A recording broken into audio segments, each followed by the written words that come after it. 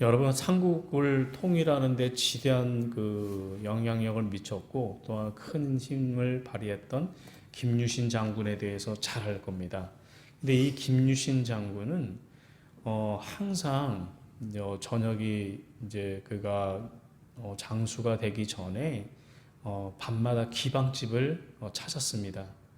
그래서 기방집을 찾기를 찾았던 김유신이 다시는 자기가 기방을 찾지 아니라고 매일매일 결심을 했습니다. 그러던 어느 날 그가 귀가하던 김유신이 너무나도 피곤해서 말을 탄 채로 그만 잠이 듭니다. 이윽고 말이 멈춘 기미를 느낀 그가 눈을 떠보니까 자기가 기방을 집을 출입하지 않겠다는 결심과는 다르게 자신의 말이 이미 기방집 앞에 와 있는 겁니다. 이 화가 난 김유신은 그 자리에서 말의 목을 베어버리고 집으로 돌아갔습니다.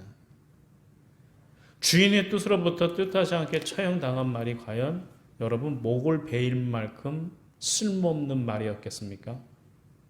그 말은요, 정말 명마 중에 명마입니다. 그 말은 평소 주인으로부터 훈련한 대로 행했기 때문에 그렇습니다. 말 주인인 김유신은 해만 지기만 하면은 기방으로 말을 몰고 갔습니다. 매일 같은 일이 반복되지 않습니까? 따라서 주인이 졸고 있음을 눈치를 채고선 행여라도 주인이 깰까봐 사푼걸음으로 기방에 다다른 그 말이야말로 여러분 정말 명마 중에 명마고 칭찬을 받아 마땅한 말입니다. 신라에 떠오르는 태양이었던 김유신이 여러분 섣부른 말을 탈 리가 있습니까? 그렇다면 김유신 자신의 말을 단칼에 베어버릴 것이 아니고 어떻게 해야 됩니까? 그 말부터 새롭게 훈련시켜야 하는 것이 않습니까? 근데 훈련이라고 해도 대단한 훈련도 아닙니다. 해봐지면 그 말을 그냥 집으로 몰고 가기만 하면 됩니다. 어떠한 경우에도 기방으로 향하는 길 위로는 절대로 말을 몰지 않으면 된다는 겁니다. 말을 집으로 모는 일만 계속했다면 김유신은 어느 날 갑자기 기방을 다시 찾고 싶은 마음에 기방으로 향하는 길로 말을 몰다가 그가 그만 피곤해서 잠시 졸았다고 했다면 말이 멈춘 것은 김유신이 눈을 떴을 때 기방이 아니고 자기 집 앞에 서 있는 말을 발견하고는 아마 깜짝 놀랄 수도 있었을 겁니다.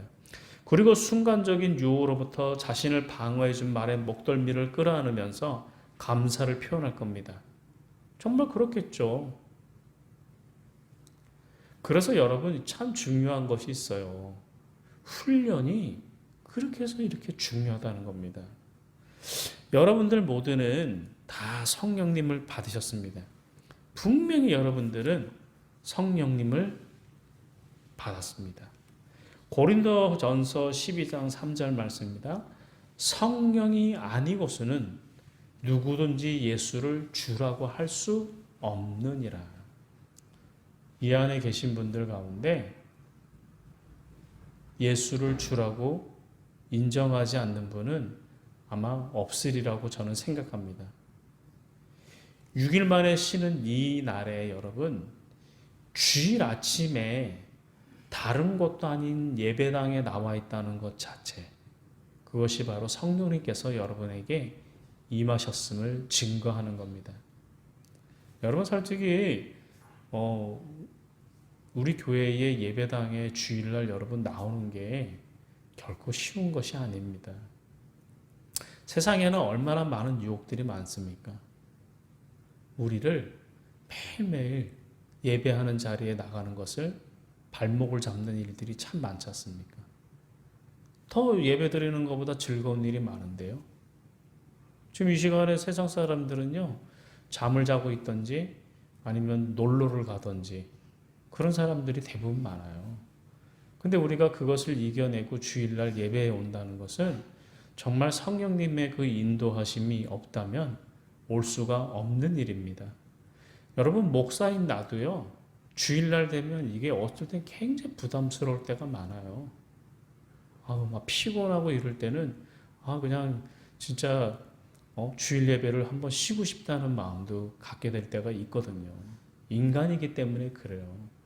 그럼에도 불구하고 저는 제 직분이 목사이기 때문에 예배를 집례하는 것이 저에게 주어진 일이기 때문에 그 일을 감당하고 있는 거죠. 여러분들 이런 게 있죠. 직장 생활하면서 여러분 어때요? 직장은 빠지면 안 되잖아요. 물론 뭐 사정이 있어서 빠질 수는 있지만 목회자도 마찬가지거든요. 이 자리는 나에게 맡겨진 자리란 말이죠. 그래서 어떻게 해서라도 이 자리를 지키려고 힘쓰고 노력하는 거거든요. 근데 그게 내 힘으로 됩니까? 성령님의 도우심이 없다면 행할 수가 없습니다. 여러분 이 차이를 성령이 임하셨다는 것과 성령으로 거듭난 삶을 살다는 것은 또한 같은 말이 될 수는 없어요. 이 두 가지 차이는 우리가 이렇게 생각하면 될 것 같습니다.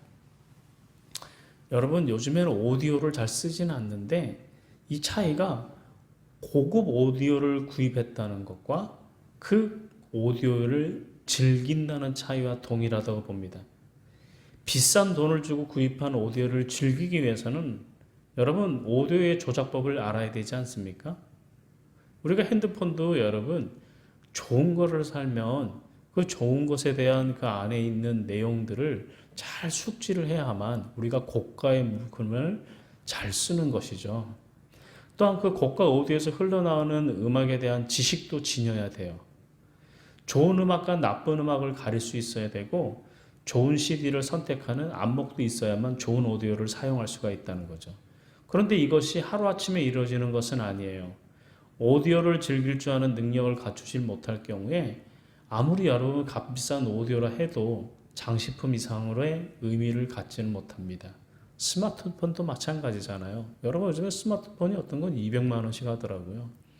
노트북보다 비싸요. 노트북보다. 그런데 그 안에 모든 기능이 다 들어가 있거든요. 컴퓨터 기능부터 해가지고 뭐 영상 기능부터 해서 다 들어가 있습니다.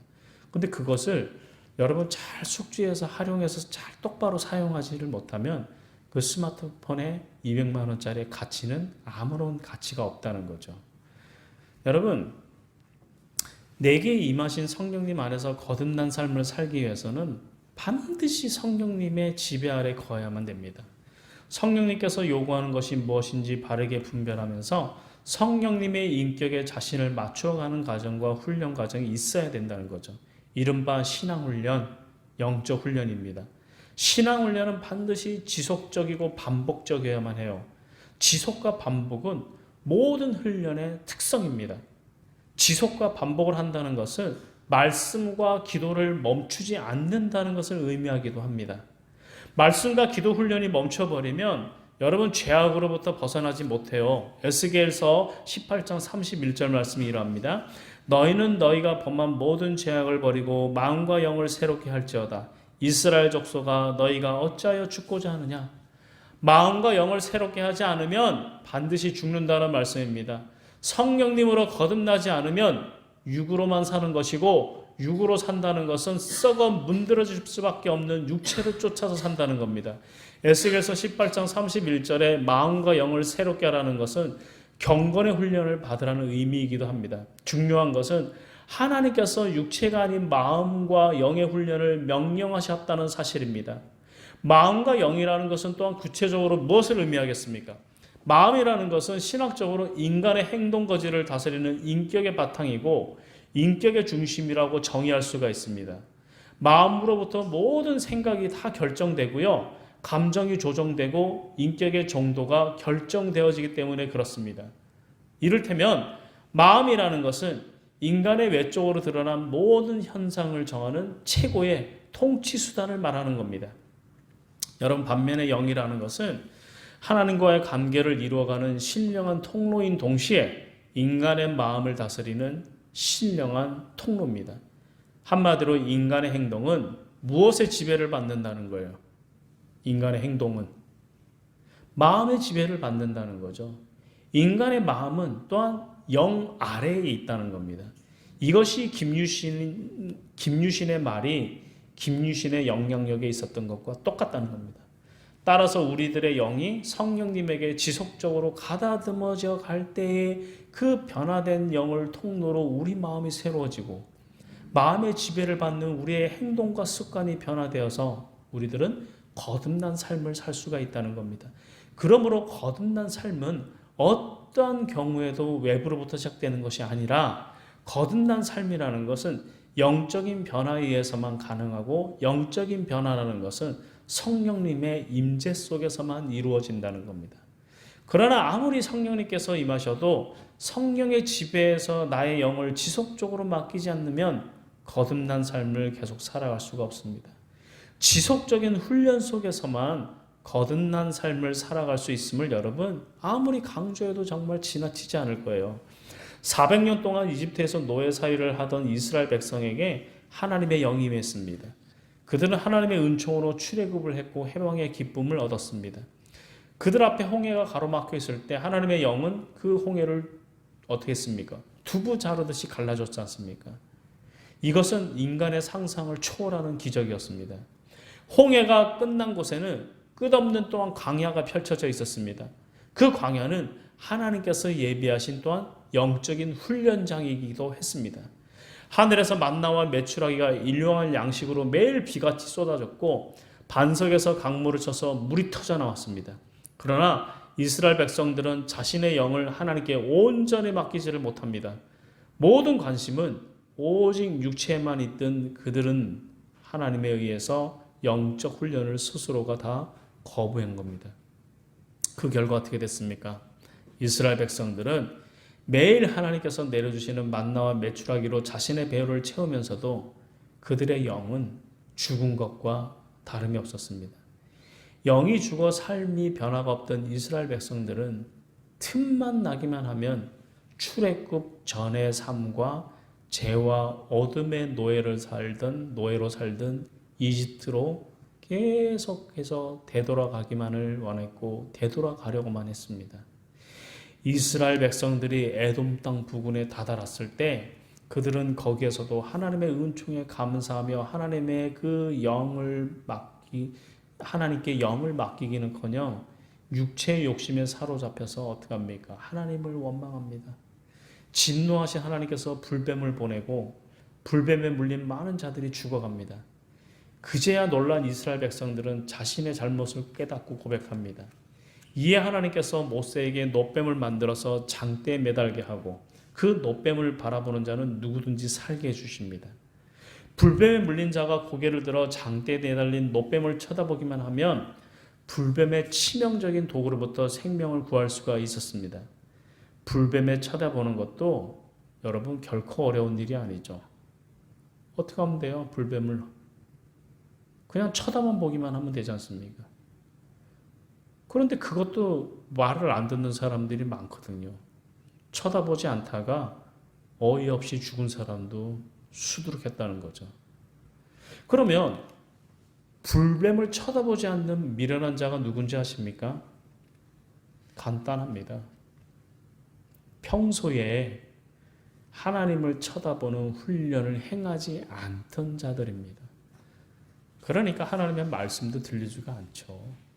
평소 때부터도 하나님의 훈련을 행하지 않는 사람이 어떻게 하나님의 말씀이 들어오겠습니까?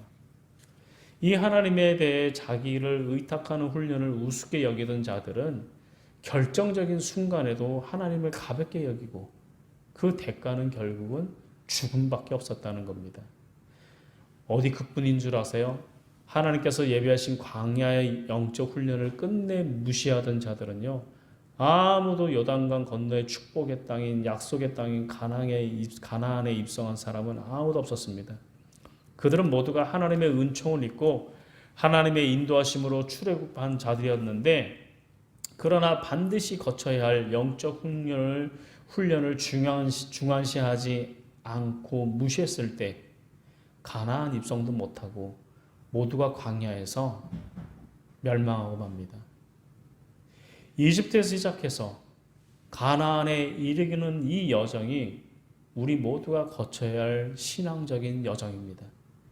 이집트란 여러분 죄악이 가득한 세상이고 홍해를 지나가는 것은 세례를 받는 것이고 광야는 영적 훈련장인 교회고 요단강은 누구에게나 찾아오는 죽음이고 가나안은 영원한 하나님의 나라를 의미합니다. 본문 14절로 15절입니다. 모세가 광야에서 뱀을 든 것과 같이 인자도 들려야 하리니 이는 그를 믿는 자마다 영생을 얻게 하려 하심이라. 광야에서 불뱀에 물려 죽게 된 자를 위해 모세가 놋뱀을 매다는 것처럼 죄인을 구원하기 위해서 주님께서 친히 십자가에 매달릴 것을 예언하신 말씀입니다. 그러나 여기에서 우리가 착각해서는 안 되는 중요한 사실이 있는데, 주님께서 못 박혀 매달리시면 하면은 인간이 저절로 구원받는 것입니까? 결코 그렇지 않아요. 하나님의 말씀을 믿고 놋뱀을 본 사람만 생명을 얻는 것과 같이 오직 예수 그리스도를 믿는 자만이 구원을 받게 되어 있습니다. 그렇다면 누가 어떠한 상황 속에서 구체적이고도 지속적으로 주님을 쫓아서 살아갈 수가 있겠습니까? 오직 자신에게 임하신 성령님께 자신을 전적으로 의탁하고 그분의 그 훈련의 손길에 자신을 맡기는 자입니다. 15절 하반절입니다. 이는 그를 믿는 자마다 멸망하지 않고 영생을 얻게 하려 하심이라. 이 말씀은 거듭난 삶을 살아간다는 것은 내게 임하신 성령님께서 나의 영을 온전히 맡김으로 주님의 말씀을 쫓는 지속적인 삶을 뜻함이고, 거듭난 삶이라는 것은 오직 훈련에 의해서만 가능하고, 거듭난 자에게 주어지는 하나님의 나라라는 것은 곧 영생이라는 겁니다. 영생이라는 게 얼마나 감격적인 말입니까? 영생이라고 하면 대부분 사람들은 죽어서 얻는 것으로 잘못 생각하는데, 영생이란 말은 영원한 생명을 의미하거든요. 영원한 생명이라는 것은 문자 그대로 창세기 이전부터 시작해서 요한계시록 이후에 이르기까지 영원한 생명으로 산다는 것은 이 땅에서 그리스도 안에서 거듭난 삶을 산다는 것을 의미하기도 합니다. 일평생 그리스도 안에서 거듭난 삶을 살았던 바울은 이렇게 고백해요. 무명한 자 같으나 유명한 자여, 죽은 자 같으나 보라 우리도 살아있고, 징계를 받은 자 같으나 죽임을 당하지 아니하고, 근심하는 자 같으나 항상 기뻐하고, 가난한 자 같으나 많은 사람을 부유하게 하고, 아무것도 없는 자 같으나 모든 것을 가진 자로다. 바울에게 여러 번 이러한 고백이 가능했던 것은 그는 이미 영원한 생명 속에 있었기 때문에 그렇습니다. 그가 이 땅에서 천국의 삶을 누렸기 때문에 그렇습니다. 바울이 이 땅에서 천국의 삶을 누렸던 것은 우연이 아닙니다. 철저한 영적 훈련을 거쳤기 때문에 가능했던 겁니다. 그는 결코 뒤돌아보지 않고 오직 예수 그리스도의 표대만을 쫓아서 살았습니다. 그분의 말씀 앞에 자신을 쳐서 철저히 복종했을 뿐만 아니라 말씀 안에서 날마다 자신의 육체를 죽였으므로 하나님께서 바울을 날로 새롭게 빚어주셨던 겁니다. 여러분, 성령님께서 지금 우리를 이곳에 인도해 주셨습니다. 성령님이 아니라면 우리는 지금 이 자리에 있을 수가 없습니다. 성령님께서 지금 우리와 함께하고 계십니다. 성령님께서 지금 우리와 함께 계심을 정녕 믿는다면 하나님의 은혜로 출애굽해서 홍해가 갈라지는 것을 목격하고 만나와 메추라기로 육체의 배를 채우면서도 광야에서 멸망한 이스라엘 백성이 되지 마십시오. 자신에게 충성을 다 바친 말의 목을 베어버리는 어리석은 김유신이 되어서는 안 됩니다. 또한 나는 안 된다고 포기해서도 안 됩니다. 나는 할 수 없다고 단념하지도 마십시오. 성령님 안에서 우리의 영이 변하면 모든 것이 변할 수가 있습니다. 지금 이 시간부터 여러분, 우리는 우리와 함께 하시는 성령님의 손길에 우리 자신을 온전히 맡기십시오. 그분의 지배 아래 우리들의 영을 온전하게 의탁하십시오. 거듭난 사람답게 그분의 인도하심 속에서 말씀과 기도의 영적 훈련을 시작하십시오. 한두 번이 아니고 영적 훈련은 여러분 지속적으로 행해야만 합니다. 성령님께서 위로부터 영원한 생명을 주고 영원한 생명 속에 거듭난 삶을 살아가는 우리들은 우리의 육체가 썩어진 후에도 영원히 살아있을 겁니다. 여러분, 2000년 전에 영원한 생명을 누리기 시작한 바울이 우리 몸에, 우리 마음속에 살아있는 것과 똑같이 말입니다. 기도합시다.